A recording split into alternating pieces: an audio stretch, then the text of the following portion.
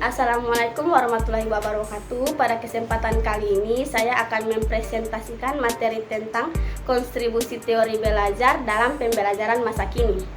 Sebelum kita memulai presentasi kali ini, izinkan saya memperkenalkan diri. Saya Nurmila Harun dengan NIM 9114220058 dari jurusan Pendidikan Ekonomi 2022 Universitas Negeri Gorontalo. Langsung saja kepada materi yang pertama, penting teori pembelajaran masa kini. Pada umumnya, teori-teori pembelajaran memiliki dua arti penting yang pokok. Pertama, teori pembelajaran menyediakan kosakata dan rangka konseptual yang bisa digunakan untuk menginterpretasi contoh-contoh yang pelajaran kita ambil.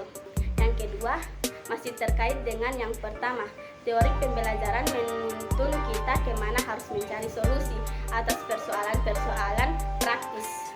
Kedua, analisis teori pembelajaran. Yang pertama, teori behaviorisme. Behaviorisme merupakan salah aliran psikologi yang memandang individu hanya dari sisi fenomena jasmania dan mengabaikan aspek-aspek mental. Dengan kata lain, behaviorisme tidak mengakui adanya kecerdasan, bakat, minat, dan perasaan individu dalam satu pelajaran. Yang kedua, teori konstruktivisme. Menurut cara pandang teori konstruktivisme, belajar adalah proses untuk membangun pengetahuan melalui pengalaman nyata dari lapangan.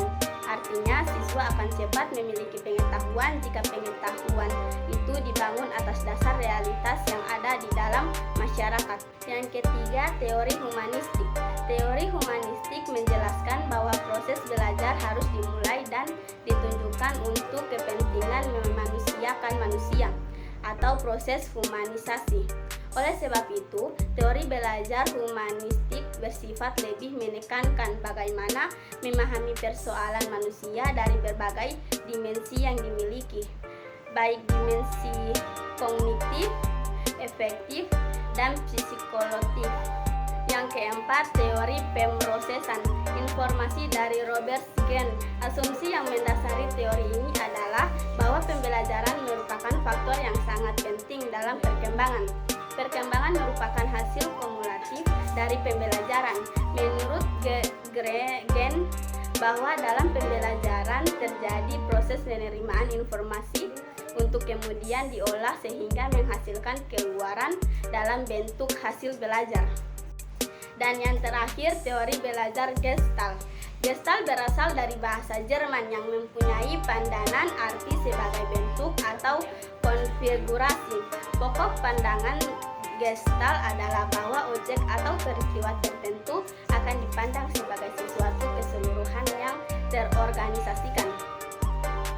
Menurut Kafka dan Kohler, ada beberapa prinsip organisasi yang terpenting, yaitu yang pertama, hubungan bentuk dan latar.